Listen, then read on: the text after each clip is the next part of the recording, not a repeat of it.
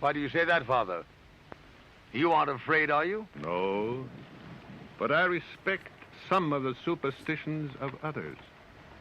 Often they are founded in fact.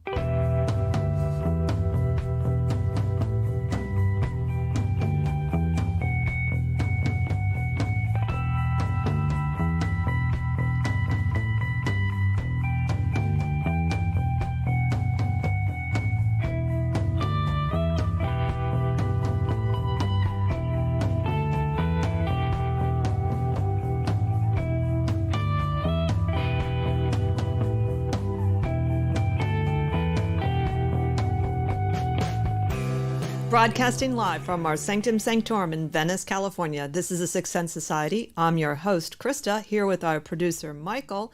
And today you get to hang out with us as we chat about one of our favorite topics, and that is humor in spirituality and sometimes not in spirituality. So before we get started, however, Michael has a few announcements. Hi, everybody. Welcome back to our broadcast. We're just happy to have you guys here along. And next week is going to be really a lot of fun. We have our 2-hour magic special for the year. We're going to have Jackie Smith from Coventry Creations, the owner who makes those incredible Coventry spell candles. Author Brandy Williams, The Woman Magician, an incredible book that she wrote, and several others. And a new friend who is Sandra Inman from Australia, witch, and she has the Mystical Witch School on YouTube. And wonderful person, so we're looking forward to meeting her. So that's going to be at 1 o'clock a week from today, and it's a 2-hour special. So plan to hang in there with us and chat with us, ask questions.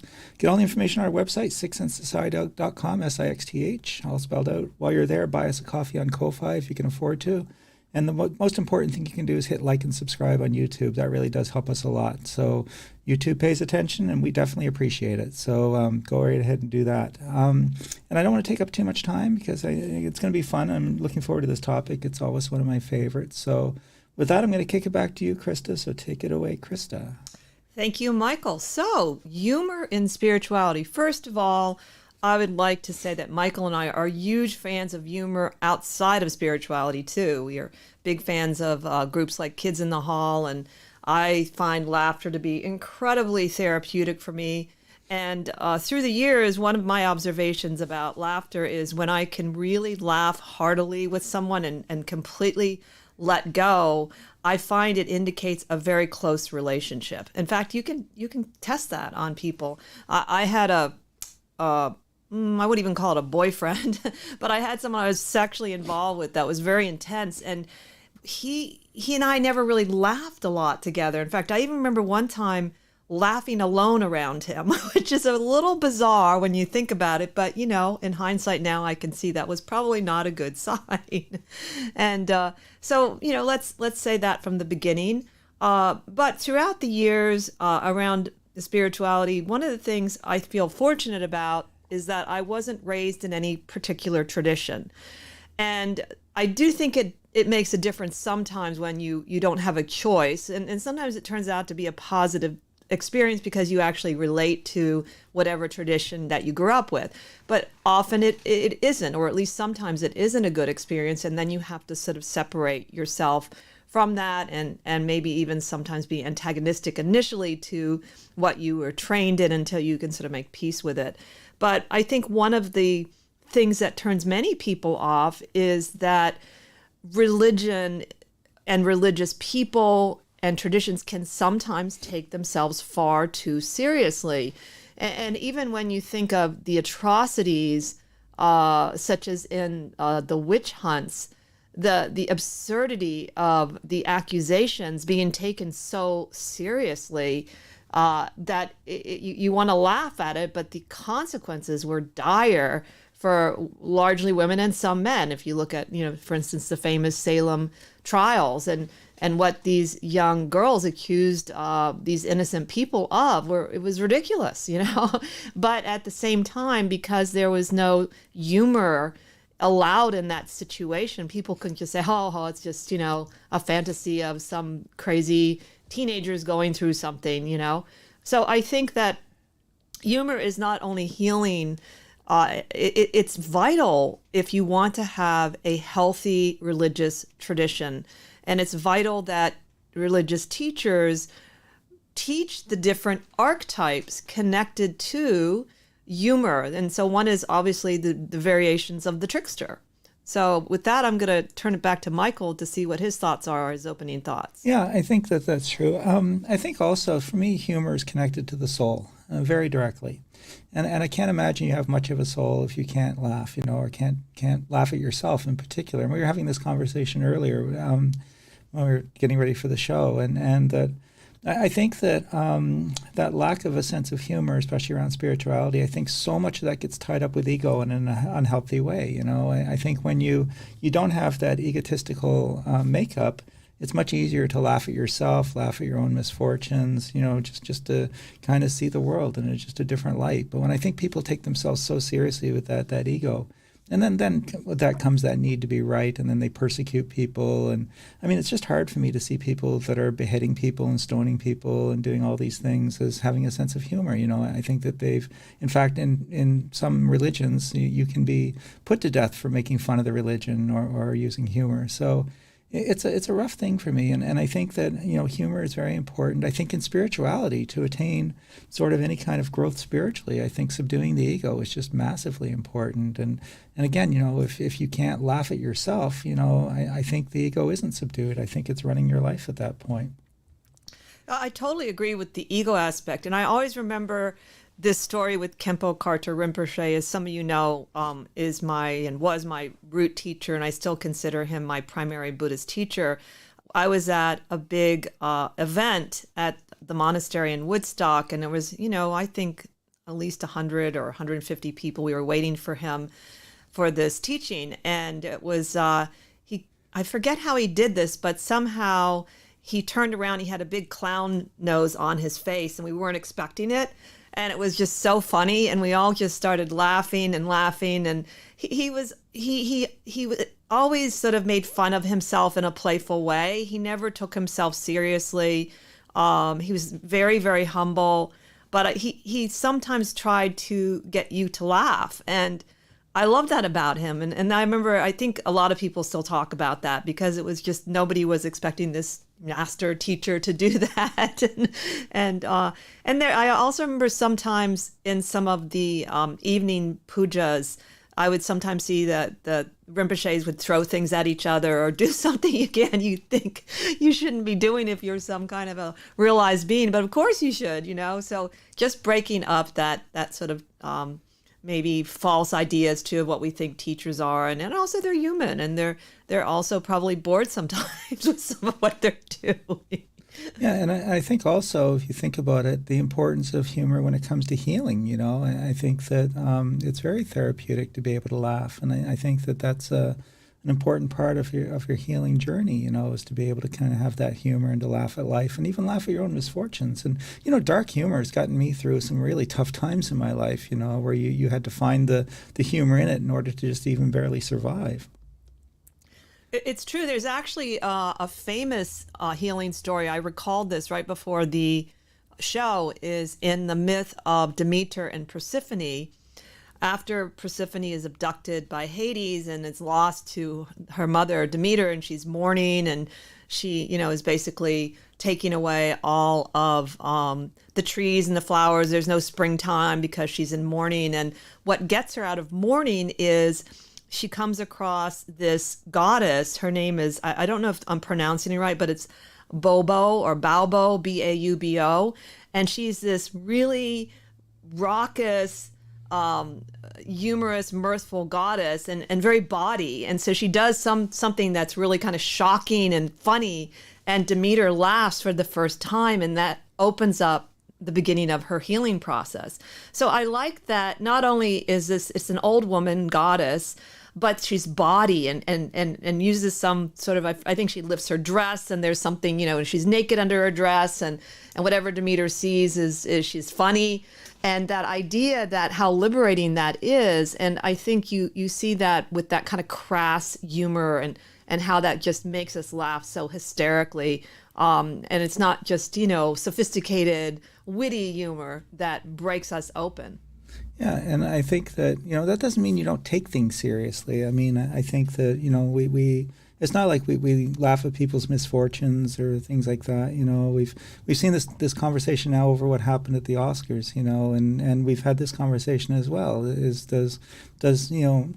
Does humor mean that I'm just saying a joke mean I can do something inappropriate? And I don't think it does. Again, I think there are ethics and morals still, and I do think that, again, you can take things seriously, but without getting so caught up that you can't sort of see the silver lining or the funny aspect of life and so forth. And as I said, I think that when you can't laugh, I think you're either very, very wounded and in desperate need of healing, or that your ego is taken over and you're just so serious about everything that you're just going to be harming people ultimately in the end.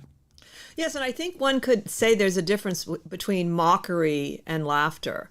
And so what goes for sometimes with certain comedians, something that's humorous really isn't. It's mean, and it's mean-spirited, which doesn't mean you shouldn't sometimes shock people, because that, again, is part of the role of the fool, the trickster in culture, is to be able to really show the truth where people are avoiding the truth. And I suppose, sometimes comedians make mistakes, but in other times there are comedians that build on that more sort of hateful mockery, and they have a following. But even I will sometimes find that if, let's say, I'm watching someone, I'll have more of a nervous laugh. Like, it's not that free, like you said earlier, Michael, soulful laugh that's so healing and refreshing to actually experience. Yeah, I mean, it really is. And some people, I mean, they just have an incredible laugh, it just makes you feel good just to be around them. And that creates that lightness of spirit. We talk about manifestation a lot. I think having that lightness of spirit is helpful to energies flowing and manifesting. So I think it is very important. But, again, it's there's so much goodness in life, and so much of it is perspective. We can either focus on the things that are negative and kind of look at that in a very heavy way, or we can choose to emphasize more of those things that are humorous or funny or uplifting, and let that sort of help to define our experience. And it doesn't mean that the other part doesn't exist, but it's what we're going to allow to place. I like to say to people, place the emphasis. Where are you going to place that emphasis of your life? Is it going to be on all the really tough negative stuff, or is it going to be on the positive stuff? And both are true. But which part are you going to emphasize? I wanted to add, too, when you were talking about how some people's laughter is really contagious, but sometimes you hear laughter from unexpected places. In our case, we were at the Venice Canals one day, and I swear we heard a duck laughing. And I still remember we called it Laughing Duck. The way it was quacking, and you could hear it from a distance. It was so funny. And so now and then you'll at least hear the sound, and whether or not, I can say the duck was laughing, it certainly was an unusual sound, and it was not in any sort of harm. You could tell, what it was doing. It was not, aggravated or scared but I always recall Laughing Duck. And it's funny, that memory is very healing when I think of Laughing Duck and the moment I had with Michael. We shared that. So laughing memories are really powerful for me. In fact, I remember very vividly my mother and my brother David, who no longer are with me. We used to laugh so much together. And my brother especially would say the most absurd things that shouldn't even be funny, but for some reason they were, and we'd just be rolling. I'd be rolling on the ground laughing so much. And I always have that memory to call upon. It's sort of imprinted in me. Yeah, I think that those moments are amazing. And then, we were talking about getting through tough times too. And when I was young, I was 21. I lost both my parents. When I was born, my mom was 50 and dad was 48. So I came along very late in life. And so I lost them when I was 21, 3 weeks apart. And so my mother passed away first from a heart attack, and then 3 days later, her brother died of a stroke, and then 3 weeks later, my father died of a heart attack. And at the time, we lived in a little fishing village in Nova Scotia, Digby, Nova Scotia. And the minister of the church was away, so there was an elderly, sort of retired person that was filling in for him while he was on this sabbatical or whatever. And so when it was my mother's funeral, he had this incredible service that had been polished his whole life, and it was sincere. It didn't pretend he sort of knew her, but it was delivered beautifully and elegantly and so forth. And so then three days later, the family's back in the front row for her brother's funeral. They can't really say the same thing, so he's got to kind of change it up a little bit. And so that one wasn't quite as perfect. It wasn't quite as polished, but it was still a pretty good sermon, at the end of the day. And then, of course, 3 weeks later, we're all back for Dad's funeral. At that point, I don't think he knew what to say. I think he was just obliterated at that point, And I thought, I kind of laughed about it. I thought, here this guy thought it was going to be easy, and God is having a joke with him, saying, you thought this was going to be easy. Hey, let me give you one of these to deal with, and so forth. But I actually thought it was kind of humorous, that it was like this kind of, I don't know what you would call it, it's like a Shakespearean humorous tragedy thing where, again, to see him kind of humbled a little bit in front of everyone was really kind of funny. That's interesting. Yeah, I mean, the idea of cosmic jokes can be light or dark, like you were talking about, sort of having dark humor and how that can also help you through difficult times. Yeah, we definitely can get through difficult times with that. And I think it's essential to get through difficult times with it. Again, to me, it's what diffuses the energy. The other thing that's really interesting is that I was doing a talk once. I'd done some research, and somebody had asked me to do a talk on curses. And so I did a little bit of research to find out what they were all about. And I found some very interesting things. And one of them is then a lot of it was how to protect yourself against negative energy or curse energy. And so one of the ways and things you had to understand was that curses tended to attach itself through guilt. So if you felt like you deserved to be punished for some reason or things taken away from you for some reason, you felt guilty for stealing something from the grocer when you were 10 years old and you hadn't resolved that guilt. Or I had one woman who actually had been cursed and knew she'd been cursed. And so we talked about it. She said, well, I'm a good person. I don't do anything to feel guilty about. So as we explored it more, she'd had a lot of success in her life.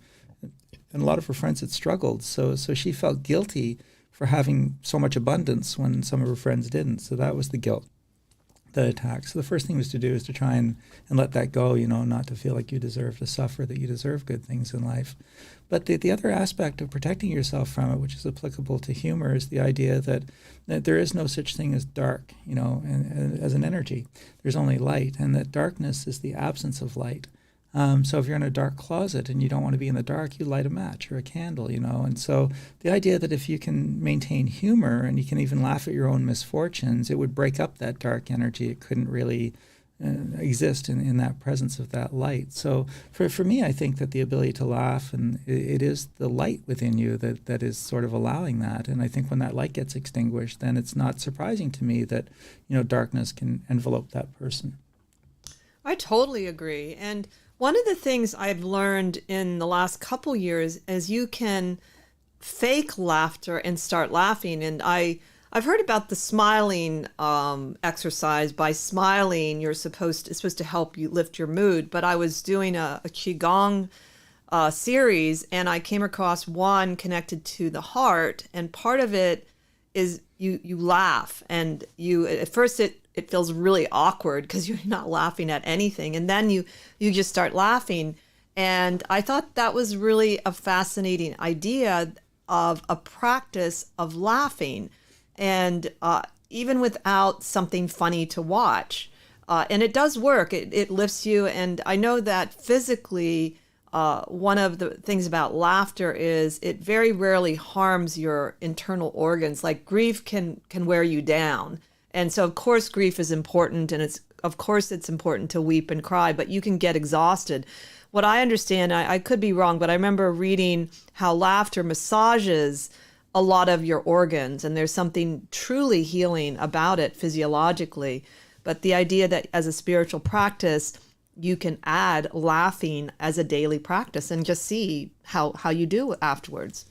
Yeah, and it's so funny how some spiritual people, quote unquote spiritual people, just don't seem to be able to laugh about things. And I remember the story that Krista told, and you'll remember this, when we were at the Bodhi tree, and she was with a client, and there was a little area where we used to do readings, and it was next to the area where they would have meetings and stuff.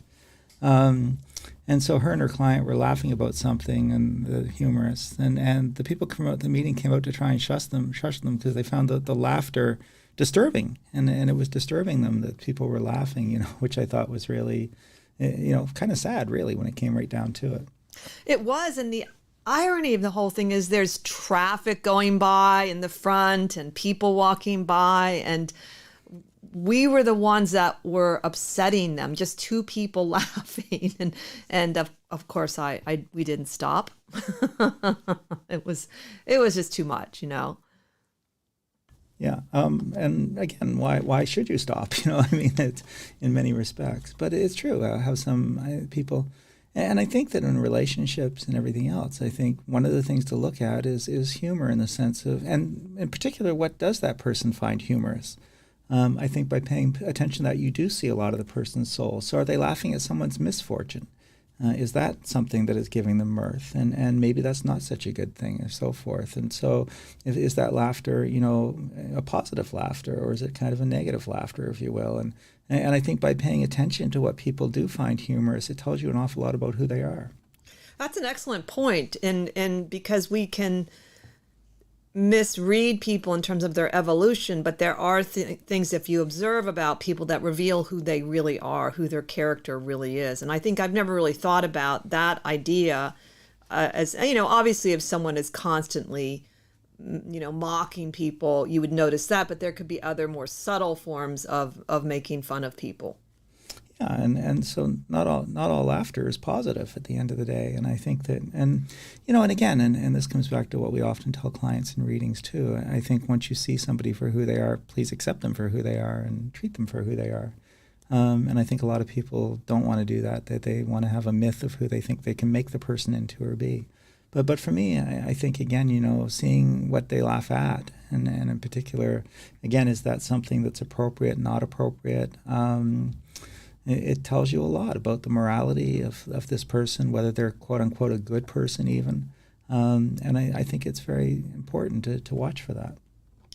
As you're talking about that, I was thinking about the concept of the trickster throughout indigenous cultures is very powerful. And yet I can't think of anything in Christianity that would be equivalent to the trickster. And I mean, I'm trying to think, at least mainstream Christianity, is there even a trickster figure?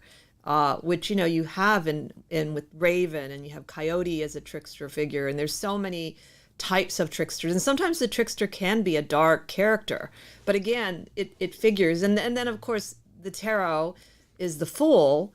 That's the trickster element. And so you could say, well, it's in the tarot, which has a hermetic influence. So in that way, it has a little bit of the Christian influence. But I was thinking just mainstream Christianity. Can you think of any kind of a trickster in the Bible? Not really, but I'm not a biblical scholar. We'll have to have Reverend Jim back on and ask him that question. Yes. I'm sure he can answer it for us. I think so. If maybe later he can comment. If he sees the video, we'll point it out to him and get him to comment. And it's not just Christianity. I don't want to beat up on Christianity. There are other main religions, too, that seem to struggle with the idea of humor or a trickster kind of character, as you said. Someone who's... And, we talked about forming our own religion at some point. And, God knows I might live long enough to still get around to do that someday. But I said that in our religion, the principal tenet of the religion is to attain oneness with divinity can only happen when you can take nothing in life too seriously, including the religion itself. And so, again, we fall into this dogma and these rules, and it's all very strict. And again, I think the trickster was definitely served an important role of shaking that up by saying, who says it has to be this way? Maybe we can break some of these rules. We can do something a little bit differently. So I think that, to me, again, it's an important thing. And I just see, as I said, around me sometimes people that I just don't think don't have humor almost as a part of their soul, or don't have appropriate humor as a part of their soul. And you just see it on a daily basis, I think. Well, and I think it does come down to individual teachers then teaching the importance of laughter and humor through their own personality, through their own teachings. And that, again, that's a reflection of who they are, that they have evolved to a point where they can, not only understand the importance of humor, but teach it. So I think that becomes, if you are someone with influence, and of course there are many different kinds of influence now, whether you're a formal spiritual teacher or you have a really big YouTube or Instagram platform and you have an audience that you want to talk about consciousness and spirituality, I would highly recommend that you include whatever you've learned yourself about humor. And I think that one thing is true about laughter, it is very contagious.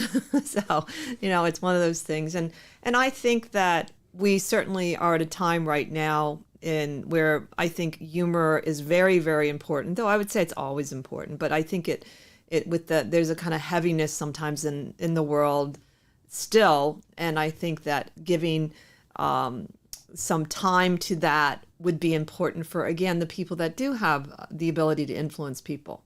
Right. And yeah, there is some very heavy things going on in the world at this point in Eastern Europe and so forth.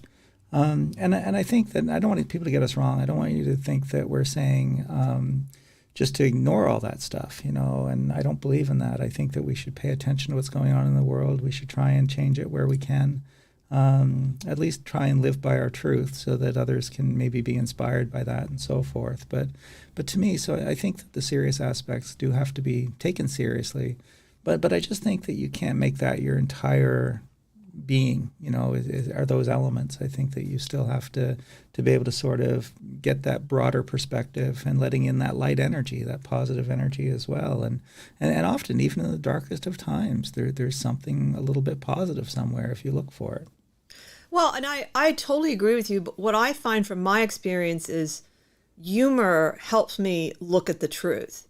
And it helps me to take it in. And again, going back to that story of Demeter, who is just devastated by her daughter being abducted into the underworld. And she's just at a terrible point in her life. And it's humor that breaks it up so that then she can figure a solution. So humor is also a strategy in the sense that it can allow you then to take action. Because obviously, if I'm super depressed about things happening, which I get, and sometimes I just need to cry. If I just stay in that state, though, I get to the point where I don't do anything about it. And so I think it's a powerful tool to help you really see the world for what it is and be able to handle it and not be completely blown away from some of the atrocities we continue to do to each other. And, we've had this discussion, too, when some people say, well, I can't look at the negative stuff. Well, I think you have to. I think you have to look at all of life. If you can't acknowledge something, how do you rise above it? How do you fix it and make it better? So for me, I think running away and hiding isn't really helpful either. But I think that the ability to find humor and to keep that alive within you can give you strength to deal with some of that other stuff as well and to face it. So to me, again, there's a lot to draw on. And it's interesting to think about the Fool in the major arcana. I'm not necessarily a fan of the concept of the Fool's journey, that there is this idea that I'm not even sure who started it in the occult, that all of the major arcana represent the Fool's journey. And knowing the Fool, I don't think there's anything predictable about the Fool or systematic. And that's one reason why the Fool is not numbered. And so I'm not sure that actually completely makes sense. However, what does make sense, even in terms of if you look at the tarot as a playing card game, which it was originally, the Fool was the only trump that was very unpredictable how you could use it. So it had its own unique ability. So it's one of those things that I think there's an element of truth to the idea that maybe all of the tarot is about the Fool's journey, including the minor arcana, because as you know, Michael and I believe the minor and major are both equally important. But I don't know that you could really trace the journey of the Fool. I think that would be antithesis to what the Fool would be like. And I think the other thing that's really interesting sometimes is to watch how people react to somebody who is finding something humorous. And as you said, some people we were talking about, some people almost find it very upsetting, and what does that tell us, and so forth. So for me, I think, it's revealing. I think it's healing. I think that there's such an important aspect in humor to subduing the ego, especially the ability to laugh at oneself.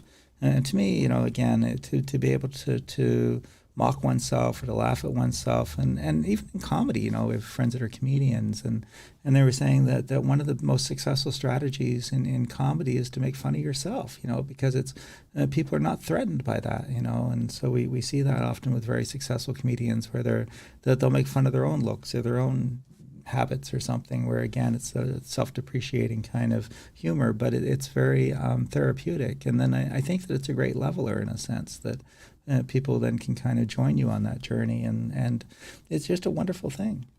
It's true, that idea of making fun of yourself, particularly the places you feel the most vulnerable. One of the things is it really is empowering, because no one else can then mock you, and it won't be effective because you've already done it. You already know what that is, so maybe you have a funny looking body according to society, but you've already dealt with it. So no one has power over you to diminish you, because you have taken that power through that ability to laugh at it and say, it's not a big deal. This is who I am, and I'm aware of it. And there is something very freeing. And the other thing I wanted to go back to and say is that, again, that idea is of not taking myself seriously, but I take my work seriously, in that, for instance, if I'm doing a tarot card reading, I show up 100%, and I'm going to give everything I can.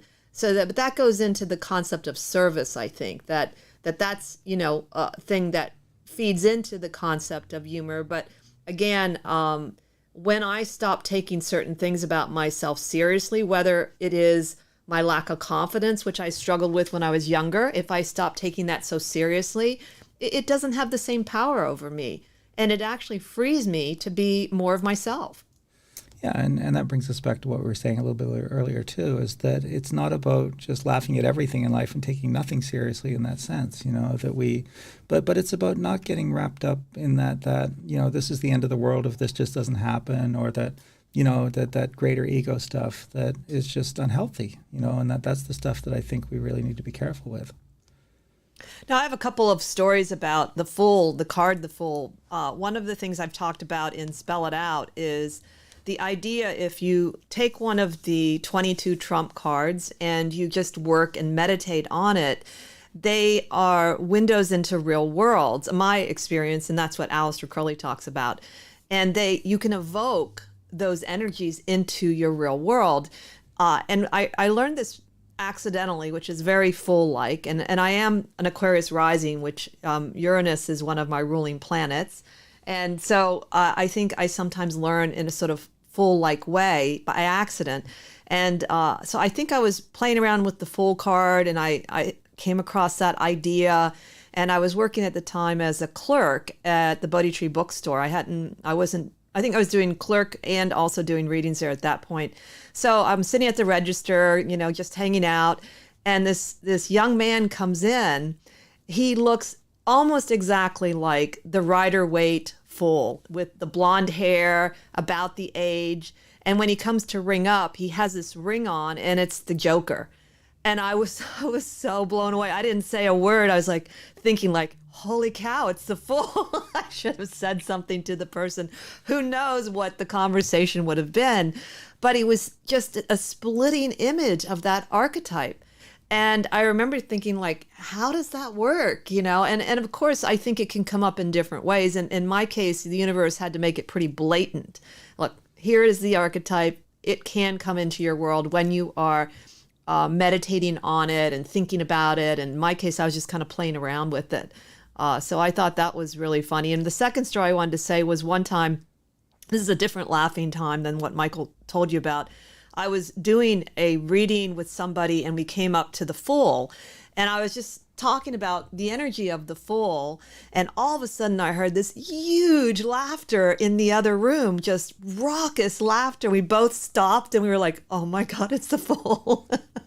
I'll never forget it. It was like, how did that happen at that exact moment we were talking about the Fool? Well, I think the universe itself is a trickster, and I think that God has a sense of humor, if you will, or the gods. And I think that that's displayed through mythology, actually, that you see that from time to time. So, and I've often felt that. I've often felt that the universe is just playing a joke with me, and that, as I said, that actually helps you sometimes to get through a time that's a little bit more painful or difficult. And so for me, it's been a godsend at times, to be able to find that humor in life. And especially when you feel like crying and you just don't really feel even like you have the strength to go on, that there's something about it that can just uplift you and empower you and kind of get you to take the next step forward.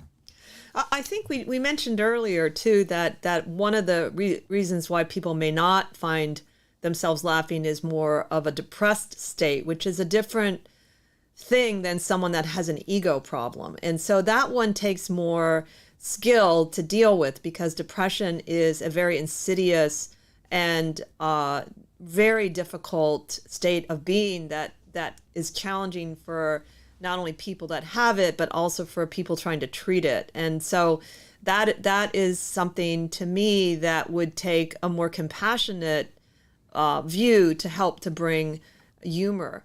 But I think when I think about the way humor could work with someone depressed would be through animals.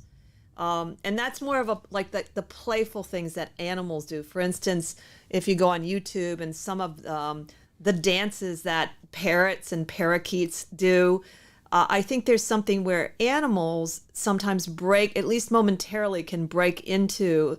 I don't think it's necessarily a treatment for depression, but can help to break through, because you don't expect certain things and they're so delightful. So maybe it's that element of bringing delight into a person's life that is suffering from something more difficult to handle, and that is more depression or something like depression.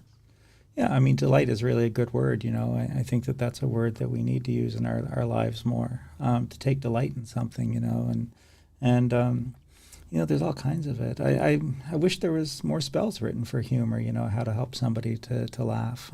Maybe we can create some. We should do that. We should actually come up with some humor spells. Maybe next week when we have our witch panel on, we'll see if they can come up with some humor spells for us to increase the humor in our lives. I love that. And maybe Jackie could create a humor candle. Oh, that would be cool. Wouldn't that be cool? cool? We should ask her and see if she'll her. do that. So I'll email her this week and say, look, can you guys come up with a couple of good spells for humor for the next week? It'd be fun. I love that. Again, that we can go after the things we want spiritually if we're not getting it in our life. Why not? Why can't we say, I want more humor? And of course, some of it maybe comes sideways if you ask for light. I mean, delight is kind of, you can even see the light in that word, but still, it is interesting. I've never seen, and it may be, I'm going to look in that big encyclopedia of spells if there's a humor spell too. I'm going to do a little research. I honestly don't think I've ever seen one. I don't recall ever seeing a spell that was really designed for laughter, or to try or honestly, I don't think I've even seen a spell that incorporated laughter as part of the spell. And maybe there's a way to actually incorporate that as a part of a spell too, for healing and so forth. I think that a spell that would incorporate humor in some way could actually be very effective. It's true, and you do have the laughing Buddha. So you do have stories with the Zen koans of laughter being ways in which it is actually utilized in a spiritual practice. But you're right. I think that's a really fabulous idea. I love it, and I'd be really interesting to see what these ladies would come up with. I think it would be brilliant, honestly. So I'm excited about that. I stand corrected. There is a spell actually with humor, and you just brought it up, the laughing Buddha. Because he's the guy, and I'm not Buddhist, so you can correct me if I'm wrong, but he's the Buddha with the big belly, and you're supposed to rub it, and it gives you prosperity. So his laughter is supposed to be directly tied to a prosperity spell. Yes, I think that, but I think, again, this looking at the pagan tradition, which really has a lot of, and the witchcraft, they have a lot of the trickster in their their world, that naturally it's already, and yet you're right, I've never come across that in more of the pagan witchcraft is an emphasis on humor. There's healing, but I think that this is a really interesting idea of really focusing it on humor and seeing it'd be interesting to see what would come of it. It is once you did the spell, but yes, the laughing Buddha, but I don't know anything of the background of the laughing Buddha. Everything I know is really just hearsay, and my own opinions about it. Yeah, but like I said, it's the closest I can think of to a spell that incorporates laughter on some level, and I think it'd be very interesting. So, or maybe we'll have a spell competition. We'll ask our listeners to submit spells with humor in it, and we'll pick the best one and give them a prize or a free reading or something. So maybe we can make a competition out of it. And that's one of the things too that, and we're coming back to witchcraft almost, which we're going to get into again next week. But the idea with, and this gets off topic a little bit, but the idea of that spontaneous sort of creative magic where you kind of just come up with your own stuff, or do your own thing. And I think that humor can be a big part of that. And, we did that with the Duty Witch thing, if you remember that when we went out on we and I guess put it in perspective for our listeners, what we used to do is we had a little working group magically. And we were not into ego at all. We didn't want titles. We didn't want ego to be a part of it. And we wanted everybody to sort of be equal, not have one person be elevated above the rest. So each month, one person would be responsible for organizing whatever ritual was going to be, and we called them the Duty Witch. And the last part of the ritual was that everybody else had to draw straws, and whoever got the short straw was the Duty Witch the next month and had to do it. So nobody had to do it 2 months in a row. And so it was really wonderful. But with mine, if you remember, I decided to go to the beach, and we ended up wading through it was just an ordeal to get there. And so it was kind of very humorous when I still laugh about it when I look back on it, and Mark saying, this is a typical Michael spell, So for me, again, it was really pretty funny. But, and that's the idea that you can see that as suffering, or I can see that as humor, and it was humorous. Mm-hmm. I also, this is more of in entertainment, but in The Wizard of Oz, isn't there the song, ha ha ha, and ho ho ho, and a couple of la-di-das? And I don't know the rest of it. I said, there's a little bit of that in that song. And so I'll have to go look that up maybe for next week as well. But as you can see, you have to think a lot more, whereas, protection spells, love spells. There's so many out there that I think perhaps there does need to be some more balance. I love the idea too of the competition. That could be really interesting to see what people come up with. Yeah, we definitely may have to do that. So it would be a lot of fun, and we'll see. Maybe we'll do competitions on a regular basis if it catches on. But I think that, again, it's such an important topic. And we've talked about it many, many times, how important it is that we're able to maintain that lightness of being, and the humor being a big part of that, and how you see life being sort of connected to all of that again, and why that's so therapeutic and why that's so beneficial. And even, as I said, contributing to manifestation. I think a lot of people are into manifestation, and I think that the lightness of being is very beneficial in manifesting and moving energies, or allowing them to move, really, when it comes right down to it. Yeah, I think that has laughter has a buoyancy about it, and you can feel it. And I agree with you. And that also, we've talked about in the past, the idea of connecting with that child spirit, which has that ability to laugh freely and be delightful. And so that is, in a sense, people do emphasize that part in witchcraft. But one of the things, what was I just thinking about? I lost my train of thought too about humor and spiritual teachers. Oh, well, it'll come back to me.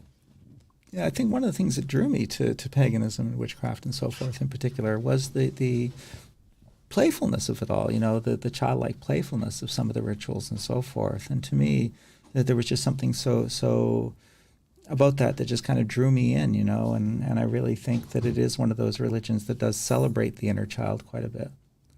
It's true. And I have to say, when you get into more of the deeper metaphysical, philosophical side of many traditions, like in magic, when you start studying, what is the nature of the mind, and it can get, to me, a little too hefty is the word I would say. And I know that it's important, and it's important to want to see the truth, but I don't think it's at the expense of humor.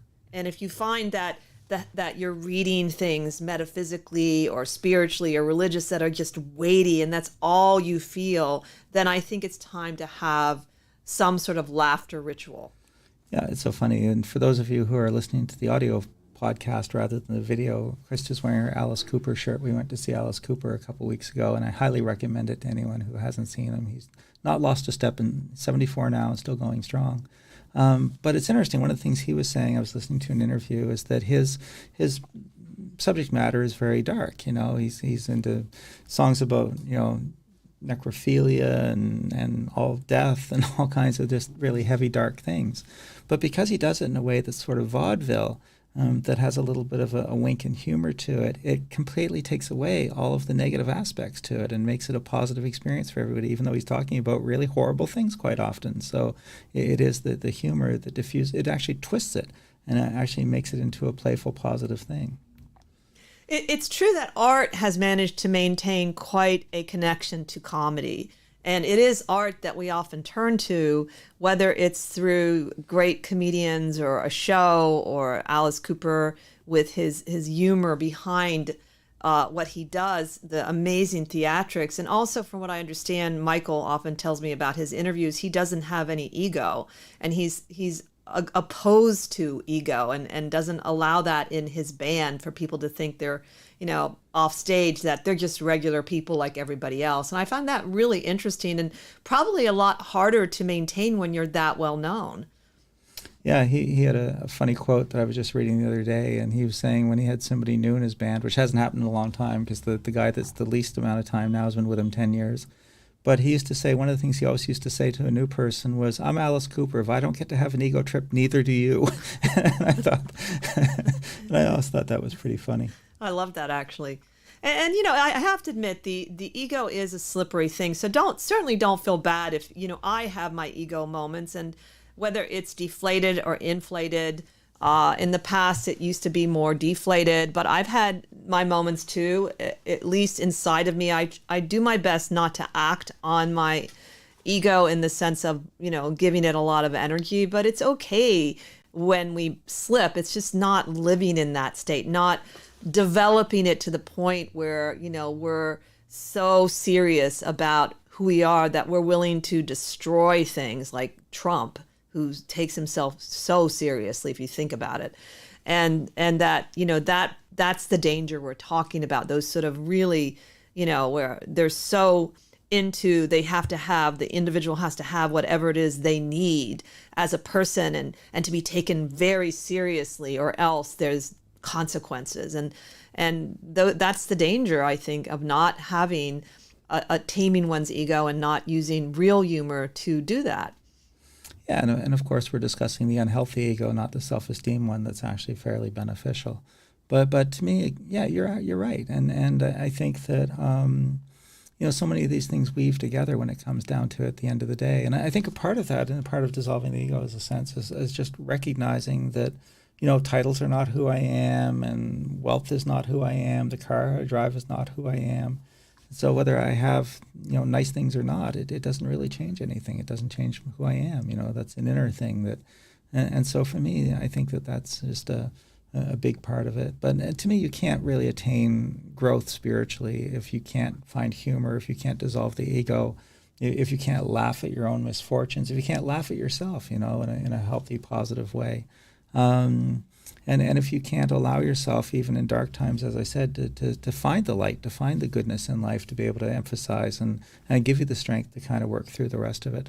But to me, again, I think that's, and even with, like you said, if a person is trying to work on some aspect of self and they trip and fall, laugh at it, and get back on the horse and start again, But to me, again, it's such an important aspect of creating that positive spiritual inner energy that we need to work on. Yeah, I totally agree. And I think it's a journey, because if, for instance, in my case, I had low self-esteem, and however, I've always had a pretty good sense of humor because of my parents and my brothers, and especially my brother David. So I think it was there as a seed. I was lucky to have a family that laughed together, and we certainly had our problems. Believe me, we're not by any means a perfect family. But that part, when I think about, I've read stories of people that are not really even allowed to laugh. They had such strict upbringings. That's not appropriate. And sometimes, like we talked about earlier, it makes people nervous if you laugh too loud. That's one of the things I've noticed in public, is that you have to, suppress your laughter a little bit, unless it's at like a theatrical performance or something. So it's a journey in terms of reclaiming your humor sometimes, but I think it's a really important one. I think as I've gotten older, as Betty Davis said, old age ain't for sissies. You're going to meet up with things that we all meet up with if you're lucky to age, whether it's your body failing, whether you see friends dying. And humor is probably even more important as we age if we want to age in a sense that we enjoy life still, that we don't become bitter or just kind of give up in a sense. Yeah, absolutely. And, humor is probably the best antidote to bitterness in so many respects, and anger and all of those things. There's just no doubt about it, that's the antidote to all of that kind of stuff. And one of the areas that I found important for me as a woman, because, growing up, women are, there is a lot of pressure around how you look and at any age. And I certainly, when I was younger, really felt that a lot. And as I've gotten older, I don't feel that kind of pressure at all. And I'm able to even laugh at things that go wrong in my body and I don't look so great. I'm not really, it doesn't upset me. It's more important to me that I'm healthy. I feel healthy and good. And I can laugh at the wrinkles and the things that are going to happen to me as I get older and not take it so seriously, because that's not what I'm going to be. The body is going to go, people. And that's not what I'm taking with me. I'm going to be taking my soul with me and my consciousness. And so now I even realize it even more as I get older, that is the most important thing. And the rest is, it's not important. Yeah, and it really does shift your sensibilities quite a bit, when you can do that, for sure. Say hello to Chaley, one of our chatters has joined us, and it's nice having you here. So we want to acknowledge that. And I hope you find something to laugh at today. And a good laugh is always good for every day. We should try and laugh at least once a day at something. So maybe that'll be the mission today, is to find something to laugh at. Well, that's actually kind of an interesting day-to-day practice, is that you find a moment of laughter and you look for it. You don't just, wait for it to happen. Because when I think about it, I sometimes don't go after laughter, whereas there are other things you will, like let's say you don't want to be angry. You're more likely to say, okay, today I'm not going to, I'm going to deal with my anger in a way that it's not going to carry me away. And I'm going to practice what Thich Nhat Hanh told me, which is to wait 3 days. And I thought, well, I've never really, other than that Qigong exercise, when I started doing the laughing part, I thought, what a amazing idea that you take a moment, like Michael said, and find something to laugh about, or, find something or even just laugh, just try laughing. Yeah, absolutely. And there's always something out there that can be humorous, that if you look for it. And I think that it becomes a practice in a sense. I think the more we look for those things, the more it becomes a natural part of who we are.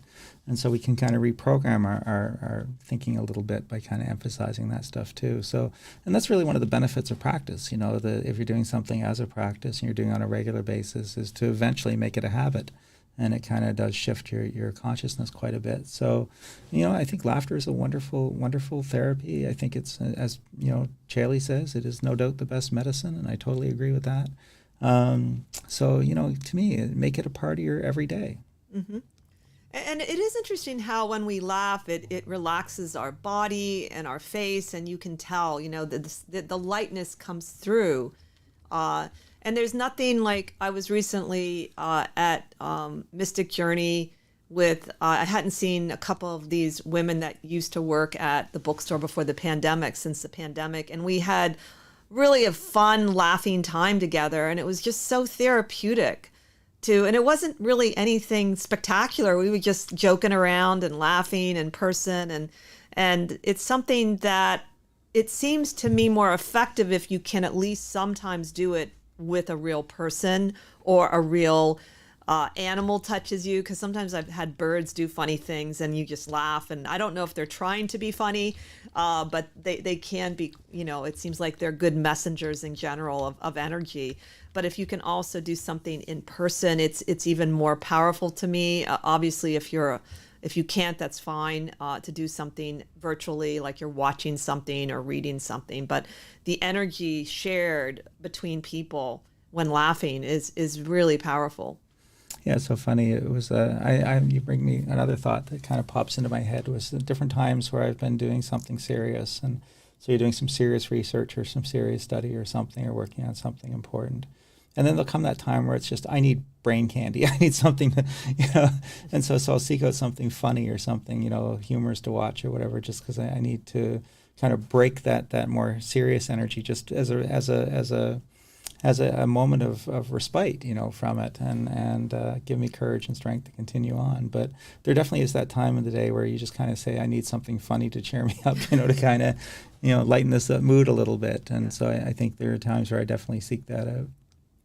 I wonder if you had mainstream news medias that would really emphasize, I mean, sometimes they'll have a touching story at the end, but I wonder if they added every time something to lift, like make people laugh, like that was part of delivering news. I'm wondering how that would affect us, and if it could balance some of the atrocities that we all witness now from virtually so quickly that it's very hard to digest.